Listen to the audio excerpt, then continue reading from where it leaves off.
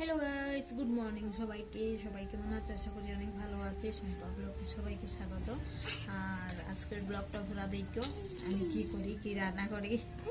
আর আজকে সকাল সকাল কি করি, বাজে 11:30। মামার নাখুন কাটলাম। মামুর নাখুন এত লম্বা হয়েছে, তার নাখুন ছিঁড়িলাম। তারপরে ভাবছি তার বাবা গেছে বাজারও, সবজি আনবো, মাছ আনবো। তারপরে সবজি কি আনে, মাছ আনে, দেখুন রান্না করবো। তারপরে একা সব হয়েছে মামার লিয়া করতে পারে নাকি, মামার কালকে টিকা দিছিল।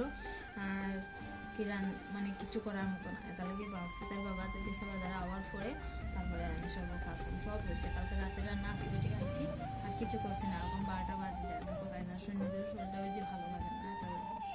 তো আজকের ব্লগটা পুরো দেখতে ভালো লাগলে অবশ্যই লাইক কমেন্ট শেয়ার করে দিও। কিন্তু গাইজ দেখো, আজকে আমি দুপুরবেলা রান্না করবো কি ঝিঙ্গে দিয়ে। আর দুপুর থেকে সকালে রান্না হচ্ছে মাছ। আর এদিকে তো আমি ভাত বয়ে দিচ্ছি, আর ওইদিকে মাছ ভাজা হয়। ঝিঙ্গা দিয়ে মাছ ধরে আমি হচ্ছে কী রান্না করবো। বাবু তো মাছ খায় না, বাবুকে অন্য কিছু রান্না করতে হবে। দেখি কী রান্না করে যাচ্ছি।